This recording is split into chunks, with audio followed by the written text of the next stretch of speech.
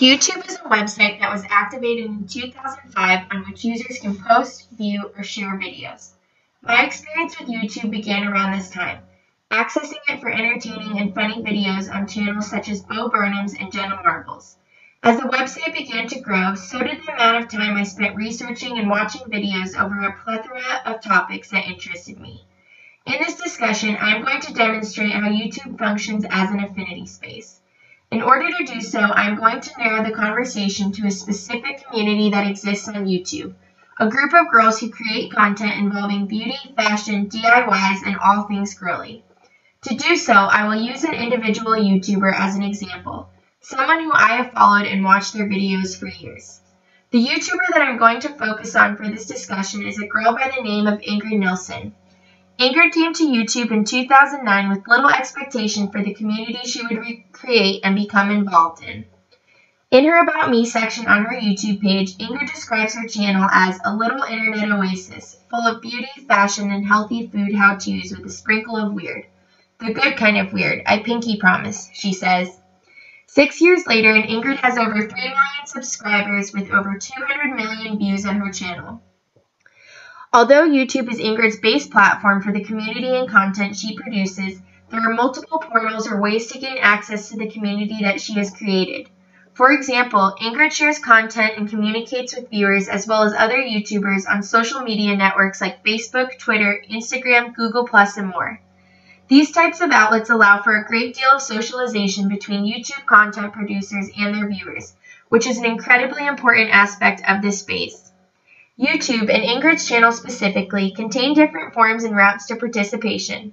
Although I have been active in using YouTube for several years and have my own YouTube account, the extent of my participation is subscribing to channels and watching videos. Because I am subscribed to Ingrid's channel, I can see her videos on my homepage as soon as she uploads them. That said, to access YouTube, you don't have to have an account or subscribe to channels. Anyone is able to log onto the website and view any of the content that has been published. Some individuals who have accounts subscribe to channels and actively communicate with other followers and YouTubers through the comment section of the website. Furthermore, many YouTubers are the individuals who actually get behind the camera and create content, while also participating as a viewer, watching and commenting on other individuals' videos. Because of the many different routes to participation, newbies, masters, and everyone in between are all able to share this space. There are people who access YouTube who are just looking for a video on how to make homemade sugar cookies. Then there are individuals like me who are highly familiar with the navigation of the website and the content it provides, keeping up with particular channels and communities such as Ingrid's. At the highest level, there are individuals who are producing professional quality videos with national recognition for their content. Ingrid and other YouTubers are also active in spaces that exist offline at conventions such as IMATS, an international makeup artists trade show where YouTubers who talk about beauty and fashion meet with viewers and other YouTubers to share their common interests. Another example of an offline space where YouTubers and viewers gather to share their interests is a convention called VidCon, which is held at Anaheim Convention Center, where more than 300 YouTube creators perform, discuss, and connect with more than 20,000 attendees. Ingrid attends both of these conventions every year. She sits on panels, interacts face-to-face with fans, and meets other individuals who create content similar to herself. What is interesting about YouTube and the communities that it creates is that participation is completely self-directed, multifaceted, and dynamic. Although certain YouTubers such as Ingrid now make money off their channels, her initial participation with the website was completely self-directed. She had something that she wanted to share with an audience, and creating videos and posting them on YouTube gave her the availability to do so. By doing this, Ingrid has created a passionate and public audience for her content. Anyone can view her videos. As I stated earlier, she has over 300 million subscribers, which is quite a large following. Many of Ingrid's subscribers interact with her on her channel by creating fan art or Instagram pages dedicated to Ingrid and her channel.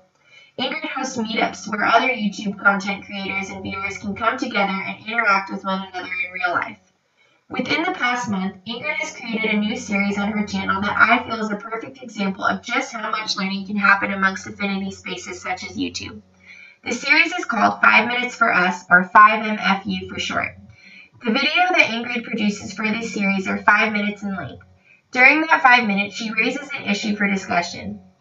The videos she has created thus far include topics like popularity, a phenomenon called FOMO or the fear of missing out, and retouching of published images. Ingrid comes up with the questions for these videos by having her viewers post topics they are interested in discussing in the comment box on YouTube, hashtagging 5MFU on Twitter or Instagram, or writing to Ingrid on Facebook.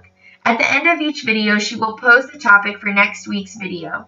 Again, inviting her viewers to participate in discussion in the comment box on her channel, Instagram, Twitter, and Facebook with their thoughts about the topic. Ingrid works to incorporate her viewers' thoughts and ideas into her 5-minute videos. I find the series that Ingrid has created on YouTube to be a really interesting and beneficial way to generate and share both intensive and extensive knowledge. For example, Ingrid has integrated published articles from Darling Magazine, an article she herself has recently been published in. Although Ingrid is the primary discussion leader because she is the one creating the videos, she leaves the topics of the content of the conversation up to her viewers. This creates for a space full of dispersed knowledge where individuals can generate and obtain knowledge about topics of their interests. Thinking about how the space that both Ingrid and YouTube have created for learning encompasses shared passions, multiple portals and routes to participation, intensive and extensive knowledge, and a passionate and public audience where socialization plays an imperative role is something that we as future educators should begin to think about translating into our classrooms. It is important to recognize that our traditional classrooms will never be able to completely assume the role of an affinity space, for there are many formal constraints that are attached to traditional schooling. That said, teachers can work to imitate aspects of an affinity space in order to create a more authentic learning community, specifically in relationship to literacy instruction. With the mass evolution of technology in our world, it is imperative to recognize the effect it has on literacy and literacy learning. Implementing aspects of what we define as affinity space into our classrooms will only benefit our students in the development of the multiple literacies that are crucial for their interaction and survival in our developing world. In order to explain the traits of an affinity space that I think can easily and effectively be translated into a classroom setting, I'm going to use Ingrid's YouTube series 5 Minutes for Us as an example. I believe that this series has many components that could be incredibly effective in literacy learning in the classroom. The way Ingrid's series is set up has the availability to translate to any subject. For an English classroom, let's say, we could use the framework of her series for a book discussion. I will use The Great Gatsby as my example. My idea in taking these aspects of Ingrid's affinity space and translating them into the classroom would be for a 10th grade English department of a particular school to create a YouTube channel dedicated to this discussion surrounding the books they are reading. Although Ingrid is the primary leader in the discussion that exists on her channel, when translating this idea into a classroom, teachers can make the roles of leadership more porous by alternating discussion leaders for the unit. Let's say we have one student lead the discussion for each chapter. Similar to Ingrid, they could post a video talking about themes and ideas they had on the chapter. Other students reading the book would be able to leave comments in the comments section on the YouTube page responding to the discussion leader and sharing their own thoughts on the chapter and the themes talked about in the book. The next chapter's discussion leader would be able to address the comments from the previous week while also sharing their thoughts on the chapter they were assigned to cover. In order to create different routes of participation, just like Ingrid, the English department at the school could create a hashtag in order to keep the conversation flowing across multiple social media outlets such as Twitter, Instagram, and Facebook, sites where they would also be able to link and share their YouTube videos. Dispersed knowledge would be encouraged in the space by giving the students the availability to seek and link outside knowledge and sources over the subject.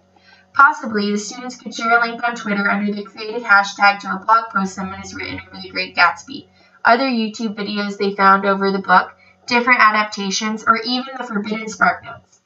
Although this space wouldn't be one where a shared passion is primary, because I am sure not all 10th grade students love The Great Gatsby, and participation most definitely wouldn't be self-directed, as it would be a school assignment, I think that integrating a space similar to the one Ingrid has created on her YouTube channel into a classroom would give educators the ability to adapt many of the traits we associate with an affinity space. Therefore, not only creating a more authentic and self-directed learning community for their students, but also facilitating literacy learning in multimodal formats, something that is critical for educators to integrate into their curriculum in order to serve our students appropriately by keeping them up to date with the changes of our world.